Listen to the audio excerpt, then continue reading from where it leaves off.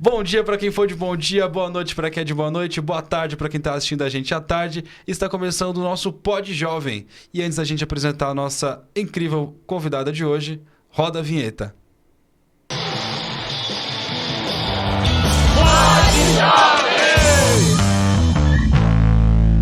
Voltamos com o Pod Jovem, diretamente da Biblioteca Mário Chamber, estúdio SampaCast. Antes de mais nada, salve Rafa, o nosso técnico de áudio e vídeo que está ali atrás das câmeras. Vamos apresentar a nossa incrível convidada de hoje.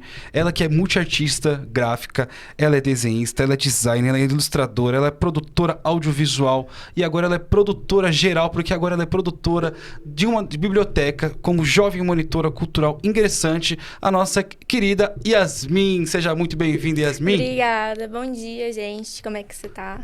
Eu tô bem, tô ótimo. E é isso mesmo, assim, bom dia pra quem for de bom dia, boa noite pra quem é de boa noite, boa tarde pra quem é de boa tarde. Não posso esquecer disso nunca. Tá tranquila? Tô tranquila. Eu tô fingindo que eu tô tranquila. Sempre eu finjo muito bem. Então seja muito bem-vindo ao Pod Jovem. Eu quero saber já as minhas curiosidades fora de roteiro. Tá? Depois a minha produtora vai puxar a orelha, mas vamos lá. Pode falar. É a sua idade. Eu tenho 20 anos. Nossa, cara. Então já é da primeira leva aí do programa Jovem Monitor. Sim. Ingressante e super nova. Como é que você conheceu o programa? Essas já são as minhas dúvidas. Eu conheci por conta de uma amiga minha, que é continuista. Fiquei meio receosa de me inscrever no começo. Eu fiquei falando assim, não vou me inscrever, eu não vou passar, não vou participar, porque eu tô trabalhando no CLT. Mas aí depois eu quis sair do meu emprego, dei a louca e falei assim, não, vou me inscrever sim. Aí eu me inscrevi, passei todas as etapas e agora eu tô aqui. Olha, eu sempre puxo uma sardinha pro programa, porque é uma virada de chave. Sim. Eu sempre falo sim. que é uma virada. A gente tá num trabalho CLT, num trabalho que a gente não tá feliz, desistindo de tudo. Quando o programa chega na nossa vida, eu vou. Sim. E você pode falar o que você trabalhava? Eu trabalhava em uma gráfica. Eu era designer gráfico numa gráfica lá da Zona Sul. Caramba. Então, era uma rotina, assim, super corrida, porque em gráfica você trabalha o tempo inteiro ali fissurado, você não tem tempo para criar o que você gosta, você basicamente fica naquela rotina de fazer o que o cliente quer 100% do tempo. Fora o percurso também, já que eu moro no Jaraguá, eu ia para Moema. Nossa, então, cara, que rolê. Era um rolê. E agora tá tudo muito mais tranquilo. Uhum. Nossa, e agora você está em qual biblioteca? Eu tô atuando na Biblioteca Clarice Lispector. Ah, você viu que eu dei um spoiler, né? Você está em qual biblioteca? Como se eu já soubesse qual a biblioteca. Sim. E você então está na Clarice Lispector com o continuista William Nobre. Sim. Inclusive a peça dele estreia dia 19 de abril, hein, gente? Por favor. Vejam, assistam. Se já tiver passado da data, gente, olha, entra lá no perfil dele, tem o perfil dele. Vamos fazer um merchan do nosso amigo, né? Vamos. É o MJ Cover. Isso. MJ Cover, gente, procura lá que tá incrível o trabalho dele como Michael Jackson, as peças, as músicas, as danças. O Michael é maravilhoso. Sim. Vamos lá, e como é que tá sendo a sua atuação agora? O que você tá achando? Tá sendo muito boa. O pessoal é super acolhedor. Eu tenho aprendido muita coisa, já que essa parte de produção cultural dentro da biblioteca, entender como funciona a estrutura, tem agregado em muito. E eu tenho praticamente usado em várias coisas, inclusive em projeto de pesquisa. Uhum. Então, tem me agregado bastante. Tem sido uma experiência bem rica. Olha que legal. E ter o William como seu tutor ali, né? Sim. Deve ser incrível também, porque ele é maravilhoso. E aí, quais são as suas expectativas agora? Assim, você pretende continuar em biblioteca? Quer conhecer outros espaços? Por agora, eu pretendo continuar. Sempre foi um interesse meu entender como é que funciona uma rotina de uma biblioteca. Então, eu pretendo continuar até mesmo para poder ir explorando outras áreas dentro desse ramo da biblioteconomia. Ótimo. E aí, você tem interesse em cair na biblioteconomia? Não, é mais na área de eventos dentro de espaços como a biblioteca. O meu foco, assim, é entender como trazer a periferia para dentro da biblioteca, porque é aquilo, um povo que lê é um povo instruído. E fazer com que as pessoas frequentem mais a biblioteca sem olhar com aquele olhar fechado, porque que mostra em filmes, inclusive, que biblioteca em filme é um conceito assim, nossa, um ambiente fechado, sério, e aqui no Brasil não é isso. A biblioteca aqui no Brasil é um espaço assim de aprendizado, um espaço múltiplo com várias vivências diferentes. Então, saber como comunicar e dialogar isso para a periferia para que eles possam vir mais frequentar esses espaços. É o que eu falo, assim, eu sempre bato nessa tecla, quando a gente fala de biblioteca, da biblioteca Sim. que eu atuava, a José Mauro, porque ela me ensinou desde o primeiro dia que eu conheci ela, numa semana de imersão. Ela falou assim, se vocês querem um lugar tranquilo para ler um livro, não vão na biblioteca Sim. José Mauro. Porque tem sempre uma roda de leitura, tem sempre uma turma de escola que veio lá ler alguns livros e fazer brincadeiras no quintal junto com o programa de formação. Então a gente tenta, a gente que é jovem monitor, que era jovem monitor, tenta tirar esse estigma que biblioteca é um lugar parado, que tem só aquelas velhas fazendo... Sim. Não é nada disso, né? E aí vocês recebem muitas programações lá das produções de formação, né? Sim, a gente recebe programações voltadas para o público infantil, porque tem uma escola do lado e tem mais outras escolas de ensino infantil ao redor, então são voltadas em sua maioria para o público infantil. Tá, entendi. E a Clarice Lispector é uma daquelas bibliotecas temáticas ou não? Que tem coisas do escritor. Nossa, com certeza. Tem uma prateleira imensa só com coisas da Clarice. Tem uns bonecos de papel machê da Clarice no fundo. Nossa, que legal. E é uma biblioteca super antiga, tanto que as pessoas que vão lá falam, nossa, eu vim aqui quando eu tinha 15 anos e a pessoa tem 60, por exemplo. Caraca. Então, Caramba. é super antiga e o ambiente, assim, é super acolhedor e com certeza tem a cara do nome que ela carrega. Que legal, que lindo. Agora vamos mudar de assunto, porque a gente volta pro programa Jovem Monitor. E você também fez parte de um outro programa de juventudes, que foi o CRIAR. Sim. O que é o CRIAR, para quem não sabe? O Instituto CRIAR, ele é um instituto voltado para o ensino de cinema, audiovisual e novas mídias para a população periférica. Ele foi fundado pelo Luciano Huck, não lembro exatamente o período, mas agora está na turma 21 já. Então, basicamente, jovens da periferia de toda a região de São Paulo vão para lá para poder estudar cinema. E assim, é um ambiente incrível, porque você tem ali o conhecimento com câmera, com filmadora, com um set de filmagem, você tem uma imersão real no que é fazer um filme, no que é fazer parte de uma produção, de uma pós-produção, de uma direção de arte. E você aprende muito. O CRIAR, você quando entra, você escolhe o que você quer fazer. Na época que eu fiz o CRIAR, foi em 2023, eu escolhi o núcleo de tecnologia. Então, tudo que eu fazia lá era voltado para as novas mídias. Basicamente, como o audiovisual se inseria, por exemplo, em games, ou então o trabalho de um designer gráfico mesmo no audiovisual. Tanto que, acabando CRIAR, eu acabei virando um designer gráfico de vários projetos audiovisuais que vieram depois. Mas graças à formação do CRIAR. Graças à formação do CRIAR. Caramba. E também tem outros núcleos. O mais recente agora é o de roteiro, mas tem direção de arte, tem produção, tem pós-produção, tem o núcleo de áudio. Então, é muito rica. É uma experiência, assim, de um ano. Passa super rápido, mas é uma experiência maravilhosa. E você recebia algum valor para poder estar lá? Sim, a gente ganhava uma bolsa de estudos e tinha alimentação lá no local. Então, a gente tinha a bolsa, o vale transporte, mais o café da manhã, o almoço e um café da tarde. Caramba, que legal. Olha, Sim. se eu soubesse disso quando acho que na minha época não tinha, quando eu era muito mais novo. Mas assim, não tinha tanto acesso também, né? Tem que chegar para todo mundo a informação. Porque é uma questão também de indicação lá. Então, tá. é um veterano que indica quem vai entrar agora. E também tem a questão da idade, porque é dos 18... Agora é dos 18 aos 24. Mas na minha época era dos 18 aos 21. Tá. Não, você fala sua época. Isso foi foi 2 anos atrás. Na minha época. Mas é porque muita coisa já mudou. Já. Muita coisa mudou nas nossas vidas. Sim. E agora o seguinte, você como produtora e tudo isso que você aprendeu no CRIAR, você também participou de outras produções de filmes. Sim. Quais filmes? Já faz merchan também.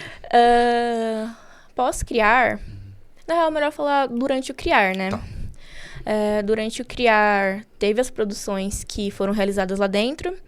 Então, eu fui diretora de uma animação, que eu também fiz o roteiro. Foi uma loucura, porque a gente fez uma animação que era pro TCC em 3 meses, juntando uma equipe, assim, de 20 pessoas, tendo que administrar tudo, tendo que fazer áudio. Mas você foi, tipo, a coordenadora desse projeto? Eu fui a diretora do projeto inteiro. Caramba, que foda. Aí eu fui a direção, eu fui o roteiro, eu fui designer. Tinha uma diretora de arte comigo, que era voltada para animação, tinha uns animadores, e tinha a pós-produção que fez toda a montagem da animação. Eu participei de um documentário também no Instituto, que era sobre uma menina lá que acabou engravidando durante a formação. E o documentário era um filme que iria ser mostrado pro filho dela quando ele crescesse. Caramba, que incrível. Então, teve toda aquela sensação de trazer a estética que ela queria passar de acolhimento pro filme na identidade visual do filme. Depois que acabou o Criar, o primeiro projeto que eu fiz de audiovisual foi o filme Herança da Manhã, que foi um documentário, de certa forma, da cidade de Guarulhos, que falava sobre como as populações indígenas de lá sobreviveram e sobrevivem com a questão do lixo na cidade de Guarulhos. Então, Guarulhos, assim como o Jaraguá, que é onde eu moro, é cercado ali por um trecho de Mata Atlântica, Sim. que é a Serra da Cantareira e tudo mais. E ali é o núcleo Cabuçu. Então, tem indígenas lá que estão lá há muito tempo. Só que tem que competir o território com a questão de produção de lixo da cidade. Porque a galera joga lixo no Que a galera mato, em joga qualquer lixo lugar. no mato, sim, e não tem uma fiscalização, não tem uma ambientação. Então, o filme trazia essa crítica. Caramba. Aí eu fiz toda a identidade visual dele também, trazendo essa estética para a identidade visual do lixo. Toda a identidade visual foi feita com imagens reais do local, então tinha muito lixo. Então tinha... vocês tinham que ir até lá fazer a filmagem. Sim, teve que fazer a filmagem, teve entrevistas com as populações indígenas que moravam lá.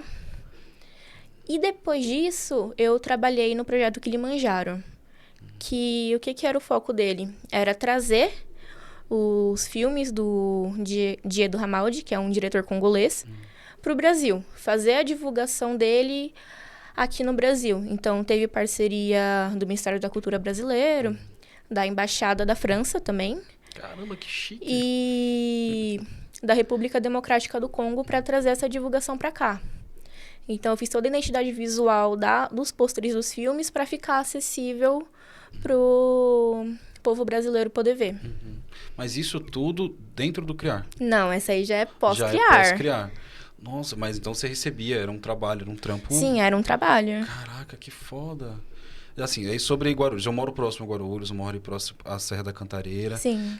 Eu não sabia que ainda tinham pessoas indígenas morando ali próximo. Tem. Caramba, cara, que incrível. Tem basicamente uma aldeia indígena inteira, sim. Mas é essa questão de ter um apagamento, né? Porque eu sei que Guarulhos era uma terra indígena, assim, Sim. toda aquela região de Guarulhos era indígena, foi uma das últimas locais ali da cidade grande a serem povoadas pela cidade grande, e depois ainda tem os lugares mais altos, né, Jaraguá Sim. e tal, mas, que legal, vamos saber. Eu vou querer saber mais disso depois. Vamos lá, vamos continuar. Então você já fez tudo isso antes de você ir pro programa Jovem Monitor Cultural. Sim. E aí você também agora pretende jogar um pouco disso pro programa dentro da sua atuação? Dentro da minha atuação, por enquanto, eu quero encaixar um outro lado meu que eu ainda não explorei tanto, que é um lado mais didático. Porque mais pra frente eu tenho como um dos objetivos eu virar educadora. Que ótimo. Então, eu queria trazer projetos educacionais para dentro da biblioteca. Então, por exemplo, na minha faculdade, eu estudo marketing, mas eu também estudo economia, também estudo políticas públicas, tudo isso. Então, como eu posso levar isso pro meu equipamento de uma maneira lúdica? Por exemplo, a maior parte da população da biblioteca são mulheres. Então, como é que eu posso ensinar a economia criativa para essas mulheres que estão lá? Como é que eu posso trazer essa visão acadêmica e transformar ela numa visão que pode ser dialogada e entendida e compreendida facilmente por quem mora nessa região, sabe? Tentar focar mais nisso. Caramba, cara, que incrível, porque você vai tentar trazer esse público que já frequenta a biblioteca mais para sua linguagem. Sim, E ao mesmo tempo fazer com que elas vejam outros pontos que elas não conseguem ver sim, de um dia a dia, de uma realidade que possa ser possível para elas, numa economia criativa, como você falou. sim. Criando oficinas, criando rodas de conversa e etc. Agora, voltando também para um outro assunto. Você também fez parte de um teatro de rua, de um projeto com teatro de rua, foi isso? Isso foi a 13ª Mostra de Teatro de Rua de Guarulhos. Foi, inclusive, com o mesmo produtor que fez o filme Herança da Manhã. Ele conseguiu fazer esse projeto com o apoio da Lei Paulo Gustavo. E eu fiz a identidade visual da arte desse ano, que foi a 13ª Mostra. Então, todo ano eles escolhem um artista, e no 13º ano, que foi justamente o ano que teve o apoio, eu fiz a arte deles para divulgação lá na cidade. Caramba, que chique, que chique. Sim. Não, então, eu já ia chamar você de atriz, então você não é atriz, você Eu é não aquela sou que atriz. fica por trás das câmeras. Sim, eu não tenho aptidão, assim, pra... Nossa, ficar na frente do palco. Meu negócio é realmente os bastidores. É onde eu gosto de estar. Caramba, que incrível. Eu vou tirar mais uma dúvida. Eu tô sempre assim jogando um roteiro fora, né? Você já percebeu? Sim, sim. Então- Mas tudo bem, faz parte. Você sempre trabalha numa função direta do audiovisual, né? Sim. Com os vídeos, com as imagens, com as fotos. E você consegue pensar assim num todo, com, por exemplo, você está filmando uma cena e você já precisa pensar numa música para aquela cena, ou num som que vai vir no fundo, ou você só foca na imagem? Olha, isso depende muito do que eu estou fazendo. Por exemplo, eu preciso editar um vídeo, mas eu acho que isso é mal de quem faz edição. É muito comum isso, eu já perguntei, inclusive, para amigos meus, que é super comum, de você já editar o vídeo já pensando na música que vai ter nele. Então, você tá com um toque aqui na cabeça, mas você tá lá fazendo a montagem sem colocar ainda, pra você só casar depois. Tipo, é super comum. Aí tem também a questão de, por exemplo, tem essa produção audiovisual, preciso gravar aqui essa cena e tal. Vou pensar na fotografia dessa cena de uma forma que ela possa se encaixar no design gráfico.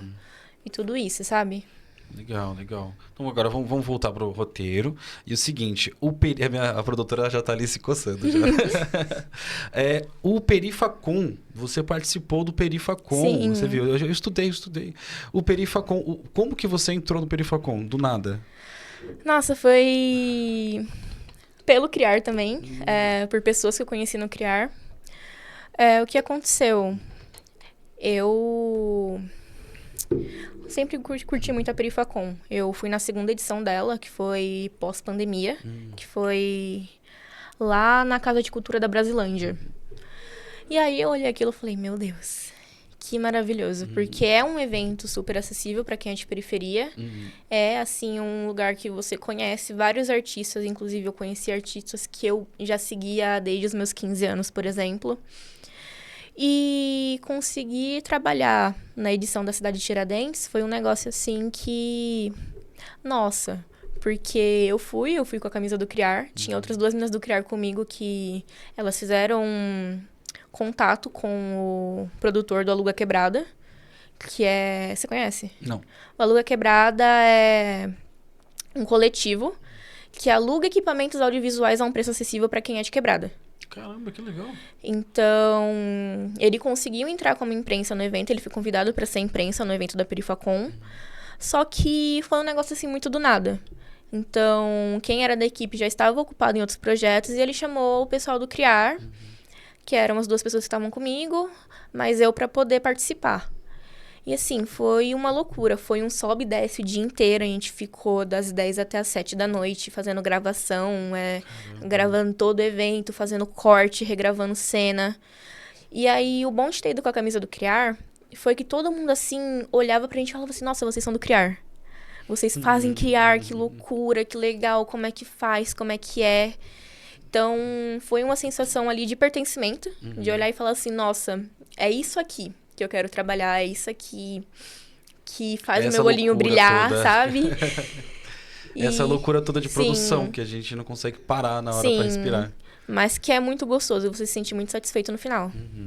Nossa, que legal. E eu tava comentando, assim, que a gente poderia ter se trombado.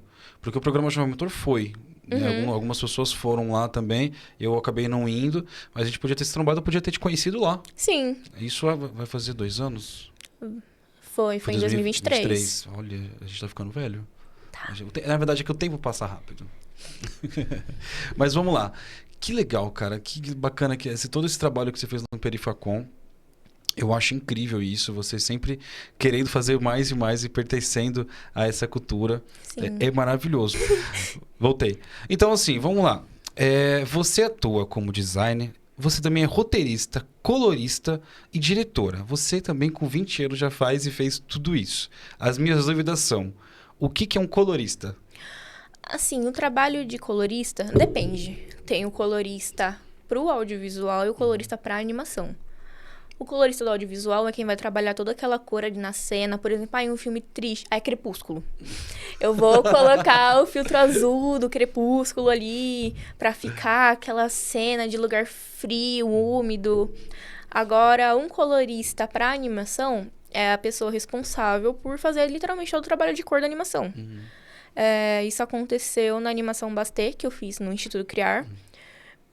Teve 2 coloristas e eu era um deles, assim, colori toda a animação no período de 1 mês ou 2 semanas, eu não lembro direito quanto tempo foi, mas foi um período muito curto, pra poder fazer toda a animação funcionar.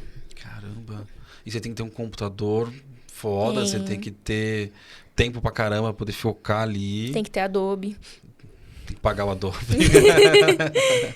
Caramba! E o que, assim, quais são os seus trabalhos como roteirista? Porque você tem que, por exemplo, se for fazer um clipe, você vai roteirizar tudo que vai acontecer no clipe, tintim por tintim, baseado numa ideia. Sim. Como que é isso pra você? Porque pra mim isso é loucura até hoje.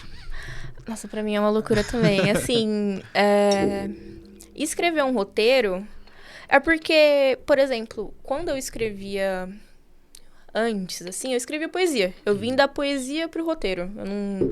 Não foi um processo assim, nossa, eu quero escrever roteiro de cinema. Não, eu escrevia poesia, eu escrevia conto. Então, o roteiro é uma linguagem muito diferente, porque é uma linguagem muito mais bruta. Tipo, não, é isso aqui, você tem que descrever dessa forma aqui e é isso e acabou. Não é eu vou colocar aqui uma entonação, não sei o quê. Não é você escrever de uma forma que dê pra pessoa que vai ler imaginar. Não, tem que ser direto. Você vai falar isso aqui, acabou.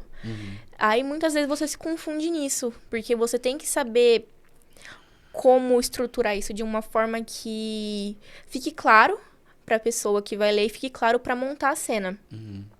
Sabe? Aí, por exemplo, eu vou escrever aqui o nome do ator. Helena, 27 anos, cabelo claro, cacheado. Tem que colocar todas essas descrições também. Ter uma visualização de como vai ser o personagem. E saber trabalhar com isso é muito elaborado, é muito, muito complexo. Caramba, cara, que legal. Depois a gente vai trocar um contato para você fazer os roteiros do podcast, para que os apresentadores não se percam, tudo bonitinho. Estou aberta para freelas. Ah, entendi. Você quer receber. Ah, entendi. Depois a gente conversa. Mas que legal, assim. Eu fico muito feliz que juventudes como a sua estejam dentro do programa Jovem Monitor, tenham tido a oportunidade do criar. Que o programa Jovem Monitor é uma coisa que está chegando para todo mundo, que tem que chegar para todas as pontas da cultura. É um programa aí que agora vai fazer 16 anos. Junto com outros programas, assim, que a cidade, que desde a primeira infância até a última, está fazendo muito bem. Muito feliz da sua presença aqui. Então, mas a gente não está encerrando. Eu vou pro bate-bola com você, porque aí você consegue dissolver um pouquinho cada um deles. Ok. Beleza? É uma vibe meio Marília Gabriela? Não. Porque o Marília é blogueirinha, né? É um arrependimento. Ai. Não, vamos não precisa ser, porque aí você pode me explicar por que você está explicando, indicando essas coisas. Ok. Por exemplo, assim, uma animação. Você consegue indicar uma animação boa? Nossa. Persepolis. Persepolis. Sim. Persepolis é uma animação maravilhosa, que é uma animação com fundo histórico, porque ela fala sobre uma menina iraniana crescendo ali em todo o contexto da revolução do Islã, do islamismo, no crescimento do islamismo na onde ela mora, e como é que foi a adolescência, de entender mais uma cultura diferente. Foi, assim, uma das primeiras animações que eu estudei quando eu estudava design gráfico. Eles falaram pra gente assistir e me marcou muito. Legal. E a sua opinião é muito importante pra mim sobre essa animação, porque eu gosto muito. Irmão do Jorel. Tem meu coração. Na Perifacon, da primeira que eu fui, teve o painel do Irmão de Jorel. Eu conheci, assim, o diretor do estúdio. Eu falei, nossa, que incrível. O Júlio tava lá também? O Júlio Henrico, lá, o criador? Não tava.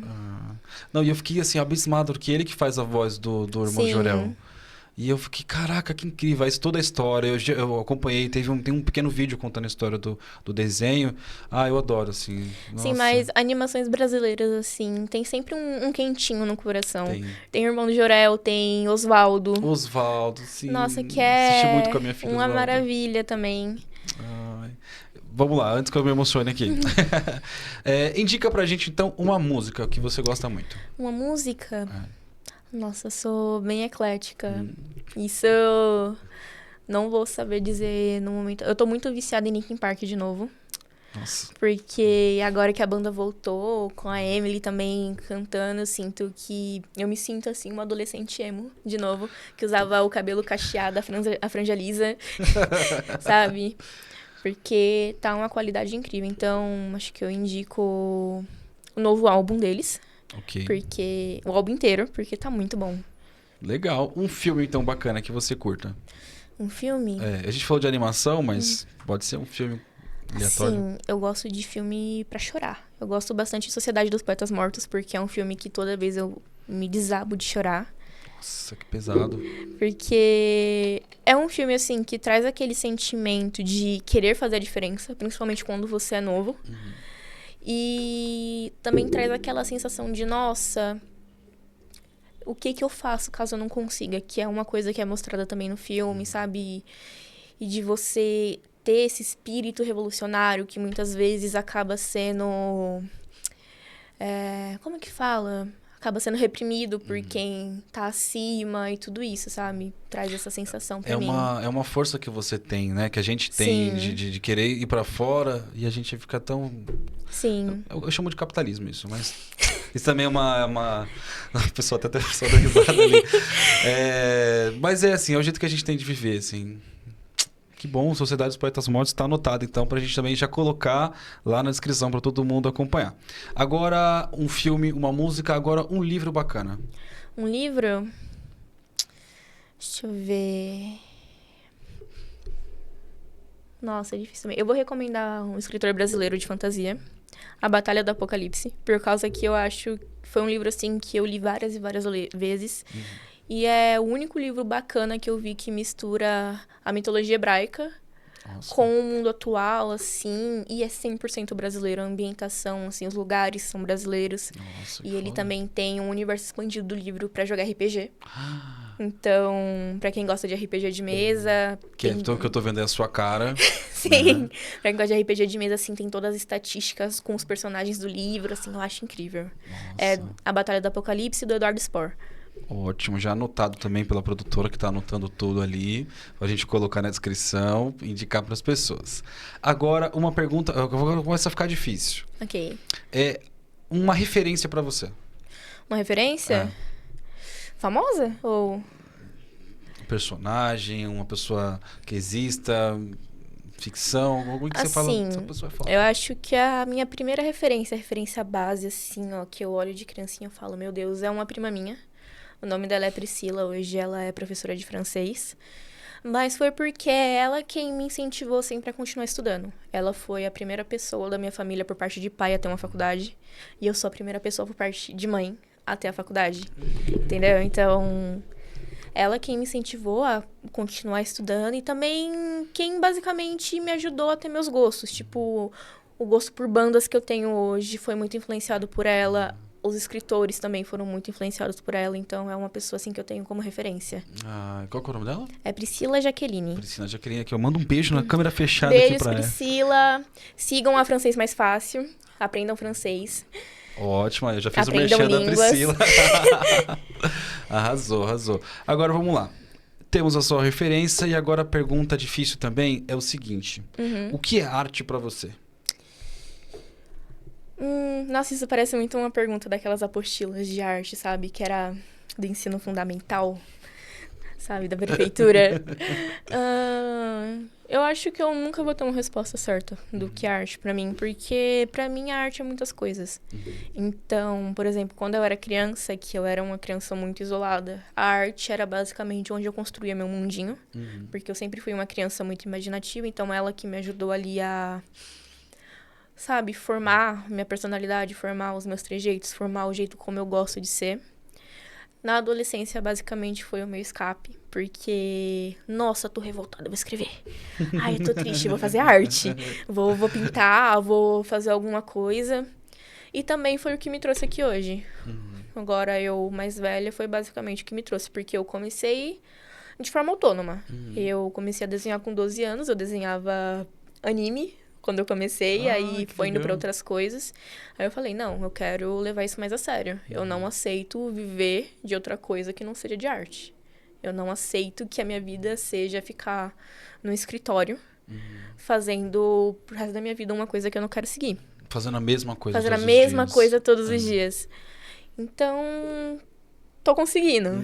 Estou indo a passinho de tartaruga, mas eu tô conseguindo. Basicamente é o que virou minha motivação pra viver.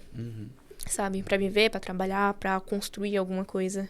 Ah, que ótimo. Então, assim, a gente vai trabalhar mais vezes juntos, Vai. seja no podcast, seja em outros projetos. Eu gosto de conhecer pessoas assim, que estão cheias de energia para poder viver e dialogar com a arte. Porque, por mais que a gente trabalhe na mesma função dentro da arte, são coisas diferentes todos os dias. Sim. Você não vai estar fazendo o mesmo filme todos os dias. E se você fizer uma série, não é o mesmo episódio todos os dias. São várias coisas diferentes. Eu gosto da arte por causa disso. A gente não entra na mesmice. Sim. Nunca. É acolhedor. E agora é o seguinte, se alguém quiser te contratar para algum trampo, como é que faz? Tem o meu Instagram, que é @uizyasmin. Também tem o meu número de WhatsApp, que é... Pode passar aqui? Pode, se você quiser passar. 11 vou adorar. 992 724292. Eu faço trabalhos de design, de identidade visual, faço social media. O que tiver pra fazer, literalmente, pau pra toda obra. Fechou. Repete o telefone mais devagar. E aí a gente coloca também na legenda. 11 992 724292. E tem o meu portfólio também, que tá no meu link na bio do Instagram e pode entrar em contato por lá. Fechou. Então, bora divulgar seus trabalhos. Quando você precisar divulgar alguma coisa também da biblioteca, chama a gente. Quiser divulgar alguma coisa aqui, chama a gente. Vamos ser parceiro. Vamos. Fechou? Então, Fechou. gente, essa foi um bate-papo incrível com a Yasmin, tá? Muito obrigado pela presença. Toca aqui, que a juventude ainda toca assim, né? Não sei. Nossa. Ainda pode tocar assim, meu Deus? Será que é um sinal de facção? Olha, viu? Pode, produtora? Gente, então muito obrigado. Valeu, Rafa aí, o nosso técnico do estúdio. Tamo junto no arroba @castpodjovem, tudo junto, tá bom? Instagram, YouTube, Amazon Music, Spotify, Deezer, onde você procurar, estaremos lá. @castpodjovem, tá bom? Valeu mesmo, tamo junto. Fui! Ela mandou até um beijinho. Gente, tem 12 minutos ainda, se vocês quiserem continuar o papo aí, fazer alguma coisa, inserir antes de fazer essa parte do bate-papo. Eu queria refazer aquele comecinho antes da introdução. Aquele comecinho da introdução, que aí a gente só faz um vídeo por fora. Ah, tá. Aquele antes que da... Ai, caramba, da vinheta. A descrição? Não, a descrição também é interessante. Vou colocar isso no bloco de notas. Sempre esqueço. Faz um separado. Eu vou fazer aquele antes da vinheta. Tipo, antes, roda a vinheta, vou fazer um outro. Tá bom. Tá. É só isso. Vou parar isso aí.